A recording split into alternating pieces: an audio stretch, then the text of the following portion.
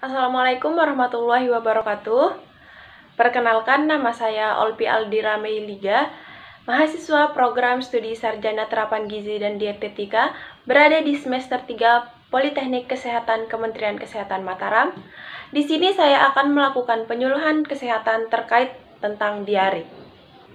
Jadi, dari tema penyuluhan kita pada kali ini ada beberapa poin-poin penting yang akan saya jelaskan. Yang pertama adalah pengertian diare. Yang kedua adalah apa penyebab diare. Yang ketiga adalah apa saja gejala-gejala diare. Yang keempat, bagaimana cara menangani diare. Dan yang kelima, bagaimana cara pencegahan diare. Yang pertama adalah diare. Mungkin diare sudah tidak asing lagi di telinga para rekan-rekan sekalian, karena diare ini adalah berak cair yang melebihi dari keseharian kita.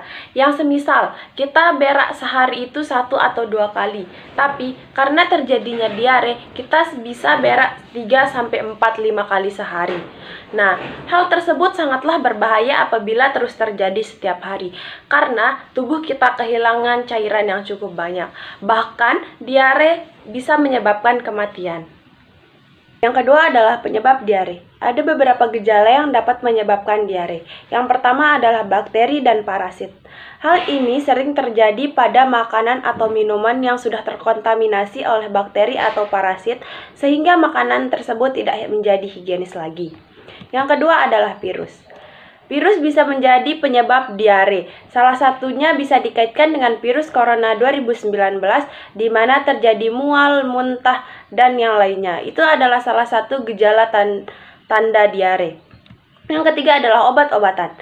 Antibiotik bisa menyebabkan diare karena dapat mengurangi infeksi yang membunuh semua jenis bakteri. Yang keempat adalah fruktosa. Fruktosa berasal dari gula alami yang ditemukan pada buah-buahan dan madu.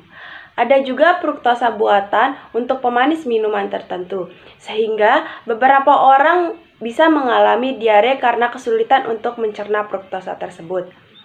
Yang kelima adalah pemanis buatan. Pemanis buatan adalah gula yang tidak dapat diserap.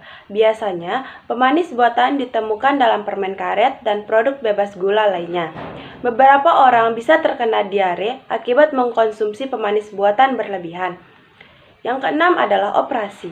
Operasi pengangkatan sebagian usus atau kantung empedu juga dapat menyebabkan diare.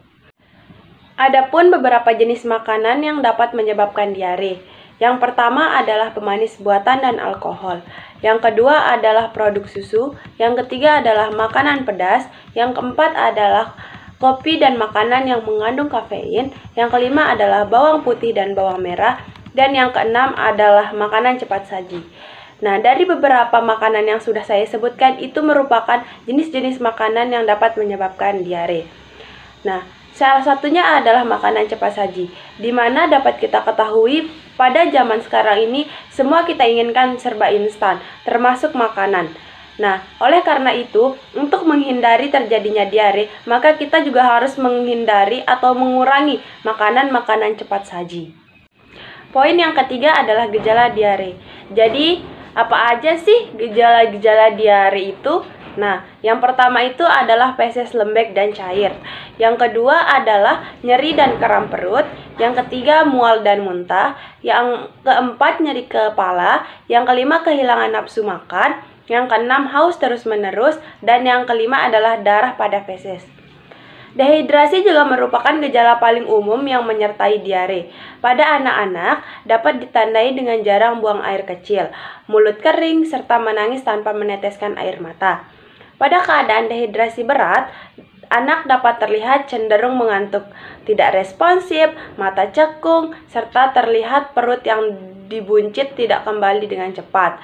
Sedangkan tanda dehidrasi pada orang dewasa antara lain kelelahan dan tidak bertenaga, kehilangan nafsu makan, pusing dan mulut kering, serta nyeri pada kepala. Poin yang keempat adalah cara penanganan diare. Yang pertama adalah menambah asupan cairan. Tubuh kehilangan banyak cairan dan mineral selama terjadinya diare. Nah, sehingga menyebabkan dehidrasi. Saat diare, kita dianjurkan untuk memenuhi kebutuhan cairan kita dengan minum 2-3 liter atau sekitar 8-12 gelas ukuran sedang per hari. Yang kedua adalah mengkonsumsi makanan yang tepat. Selama diare, kita disarankan untuk mengkonsumsi makanan rendah serat yang minim proses olahan dan tanpa banyak bumbu. Salah satu contohnya adalah nasi, kentang, roti, biskuit, pisang, serta sup. Ketiga adalah menyesuaikan pola makan. Terlalu banyak makan dalam satu waktu bisa memaksa otot saluran cerna untuk bekerja lebih aktif, sehingga memperparah diare. Maka dari itu, kita disarankan untuk makan dalam porsi kecil namun lebih sering. Bagilah 3 porsi makanan utama dalam sehari menjadi porsi-porsi yang lebih kecil untuk 5-6 kali makan. Cara ini dapat meringankan beban kerja usus selama diare. Yang keempat adalah menghindari sajian makanan yang memperparah diare. Selama kita diare, hindarilah makanan yang dapat memicu atau memperberat diare. Contohnya adalah makanan yang berminyak atau makanan yang digoreng, makanan berlemak, makanan pedas, atau tidak matang seluruhnya. Selain itu, beberapa jenis buah dan sayur yang memicu gas seperti brokoli, jagung, dan kol juga bisa memperparah diare. Adapun poin yang terakhir adalah bagaimana cara pencegahan diare. Diare dapat dicegah dengan beberapa hal di bawah ini. Yang pertama adalah mencuci tangan sebelum dan sesudah makan. Itu wajib kita lakukan untuk menghindari terkontaminasinya makanan yang akan kita pegang untuk kita makan. Yang kedua adalah menutup makanan dan minuman.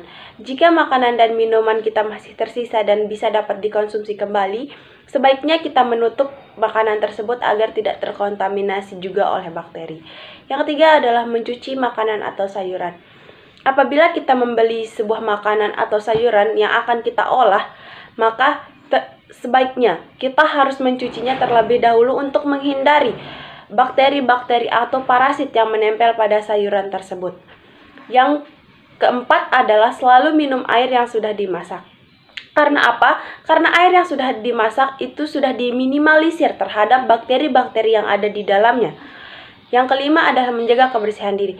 Kebersihan diri merupakan hal utama yang harus kita terapkan untuk menghindari terjadinya diare. Yang keenam adalah menjaga kebersihan lingkungan, baik itu di dalam rumah maupun di luar rumah. Dan yang terakhir adalah makan makanan yang bergizi. Karena dengan makan makanan yang bergizi, kita dapat menjadi lebih kuat, sehingga untuk penangkalan diare akan menjadi lebih mudah.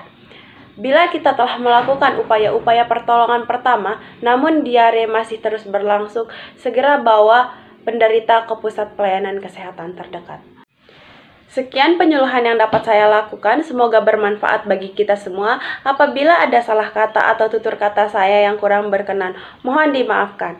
Sekian, Assalamualaikum warahmatullahi wabarakatuh.